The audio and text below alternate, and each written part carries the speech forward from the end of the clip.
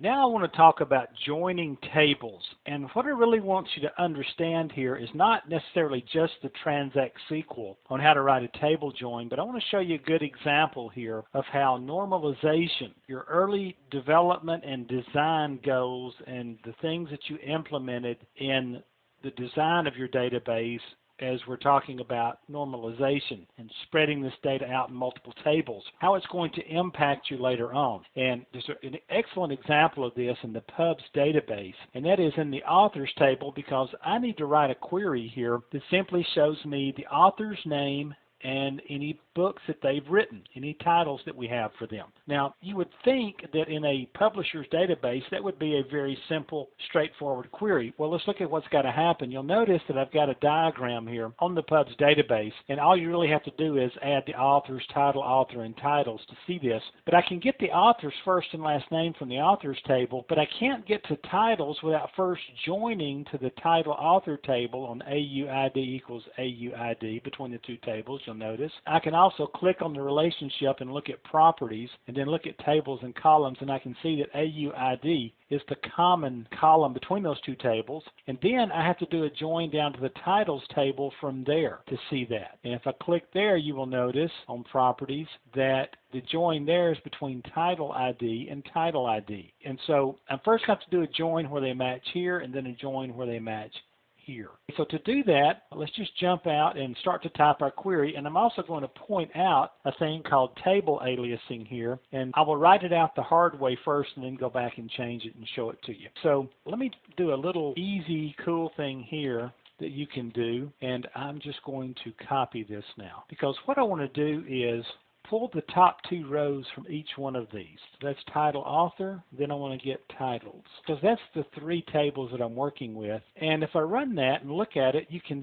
see the columns that are in here that I'm going to have to join on to make this happen. So I'm going to join these two tables on AUID, then I'm going to join these two tables on title ID. So let's start typing and start building our Transact SQL here. So I'm going to do a select, and I'm going to do the authors AU_F name, and I'm going to concatenate these or join them together. Now, I'm going to have to put the table name in front of the column names to make sure that we don't get ambiguous columns that causes a problem. And notice I'm going to alias this as author, and then I need to get the titles columns title column, and I'm going to select all of that from the authors table, and I'm going to join to the title author table on the authors AU_ID, where it is equal to the title authors AUID, and then